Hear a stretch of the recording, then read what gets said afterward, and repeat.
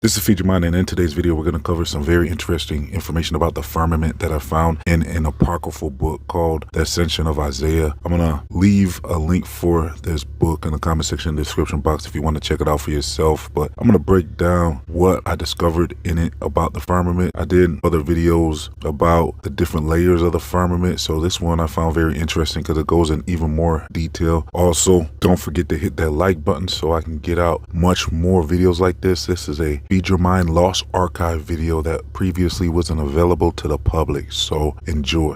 How's it going out there? This is Feed Your Mind, and in today's video I'm going to discuss with you details about the inhabitants of the 7 layers of the firmament. So each layer is inhabited according to this lost book of the Bible called The Ascension of Isaiah.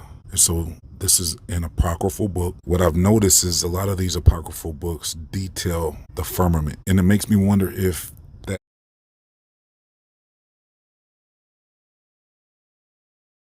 and see if it matches up or lines up at all with the previous book. So I'll leave a link for it in the comment section and the description box so you can check it out for yourself. The book's called The Ascension of Isaiah, and about 20 or 30 minutes in, it starts covering the firmament in great detail and talking about the inhabitants of each layer and much more. So I'll break it down right now. And basically, in this Ascension of Isaiah book, most layers have angels on the left and the right side. And the angels on the right side were different from the angels on the left. And each layer, they were praising the Most High.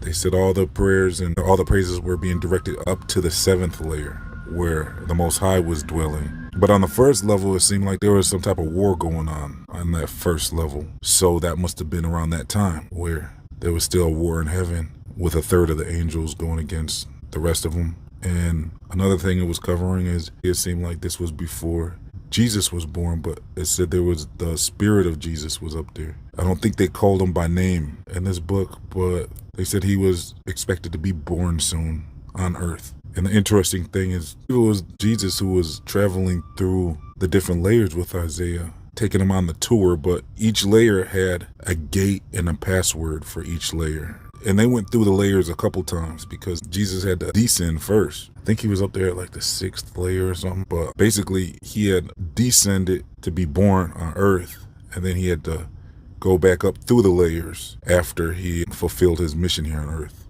And one of the interesting things was on the way down, each layer, he would transform himself into the image of those on each layer. They weren't able to recognize him because he was of the likeness of the angels of each layer, and he joined in prayer and worship on each layer. Each layer also had a throne. The worship was directed to the one on the 7th layer though. And so they said the angels on the right were praising the Most High differently than the angels on the left. As they traveled through the layers on the way down, the other angels didn't recognize Jesus because he was in the likeness of them. And then he came down to earth and then fulfilled his mission. And then after 3 days, started ascending back up through the layers and giving the password and entered each gate of each firmament. And then that's when they recognized him, and they said, how did you get past us the first time without us recognizing your glory and who you were? Because on the way up, they each recognized he was the Lamb, he was the one. And another interesting thing about that is how he was in the image of them and the likeness of each angel on each firmament. There was a different likeness that he would transform into. And that's interesting because on earth, he was in the likeness of us as humans. And then a lot of people didn't recognize him for who he was while he was here on earth. So that's interesting how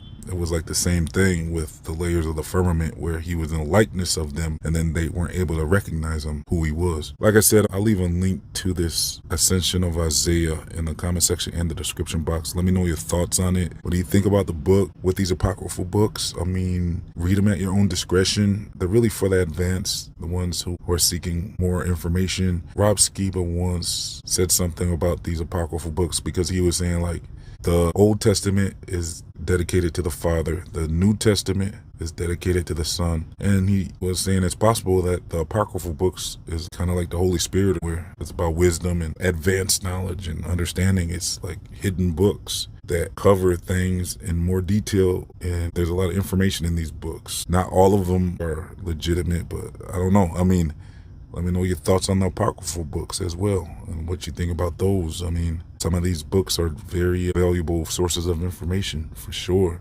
So I guess that's about it. Like I said, check out the link so you can check out this audio book. It's in the comment section and the description box. So thanks for tuning in. Like, comment, share, and subscribe. Let's get over 500 likes on this video. Make sure you check out my members only videos for much more Feed Your Mind content that's not available to the public. You can join for as little as $1 and you'll gain access to all the videos in my members only section. I also leave links to my social media, my Feed Your Mind store, my free email newsletters, and much more. Please like, comment, share, and subscribe. This has been Feed Your Mind. Thank you for tuning in. Signing off.